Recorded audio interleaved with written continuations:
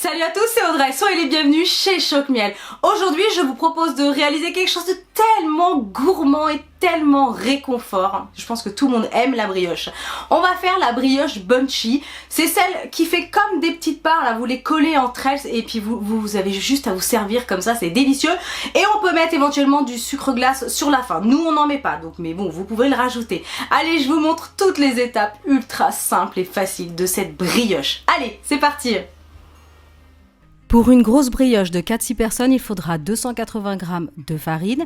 On aura besoin aussi de 60 g de beurre, 50 g de sucre glace, 60 g de crème liquide entière et 50 g de lait entier. Un œuf en entier, il faudra aussi une cuillère à café de sel, de la vanille en poudre et 12 g de levure fraîche de boulanger. On commence la recette en prenant une petite casserole et sur un feu doux, vous allez ajouter la crème liquide entière avec le lait. Vous remuez, mais c'est simplement pour le faire tiédir un petit peu.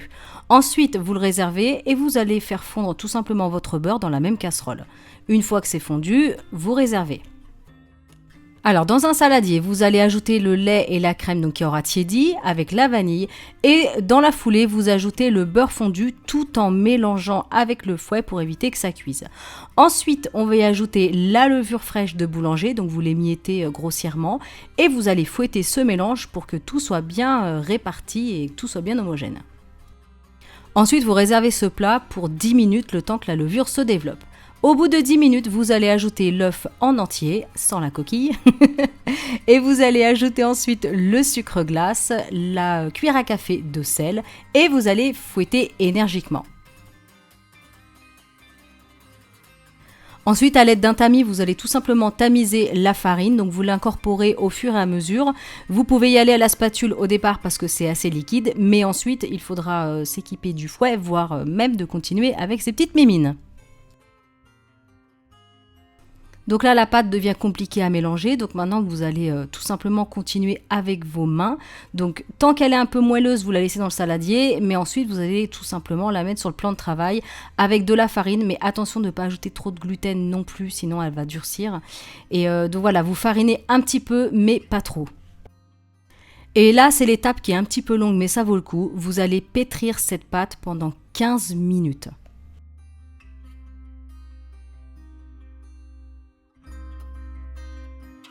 Au bout de 15 minutes, vous obtenez une pâte élastique et vraiment très moelleuse. Donc vous formez une boule et vous la replacez dans le saladier de tout à l'heure avec un petit peu de farine.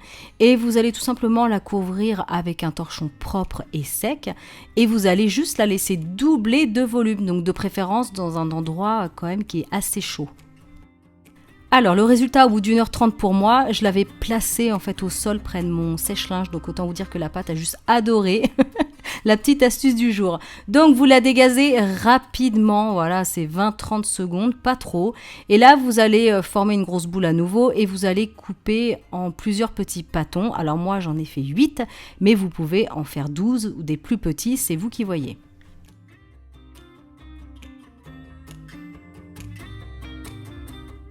Une fois que vous avez fait vos petits pâtons, vous allez tout simplement venir les rouler à nouveau en petites boules. Donc vous faites la même chose avec tous les pâtons.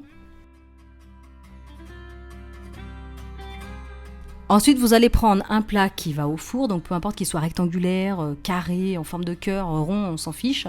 Vous allez huiler, alors moi j'ai mis du papier sulfurisé, c'est un vieux plat, mais vous mettez de l'huile végétale sur les bords parce qu'elle va gonfler, donc après vous ne pourrez plus, donc vous en mettez partout au fond sur les bords.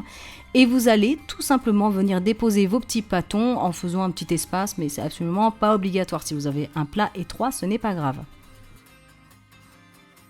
Ensuite, vous couvrez à nouveau avec le même torchon propre et sec, vous laissez doubler de volume et là, voilà le résultat. Donc au bout, pareil, à peine 1 heure, ça a été quand même très rapide.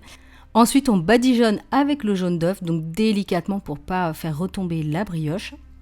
Et on la place au four à mi-hauteur à 180 degrés pendant 20 minutes, voire 25 minutes. Mais surveillez la cuisson. Si ça commence à dorer trop rapidement, vous n'hésitez pas à ajouter tout de suite une feuille d'aluminium sur le dessus. Donc ensuite, on va la démouler et à cette étape-là, vous pouvez ajouter du sucre glace. Mais moi, les garçons, ils aiment pas trop. Ils préfèrent la manger comme ça. Donc vous la laissez refroidir sur une grille si possible et vous mettez du sucre glace. Et voilà, il ne vous reste plus qu'à décrocher une petite part et à vous régaler.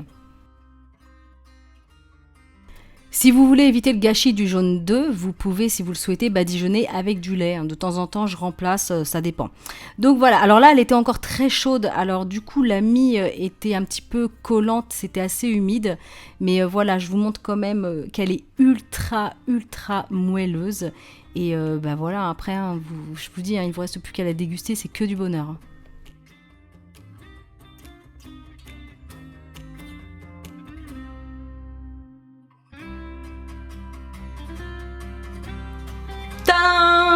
C'est la seule et unique part.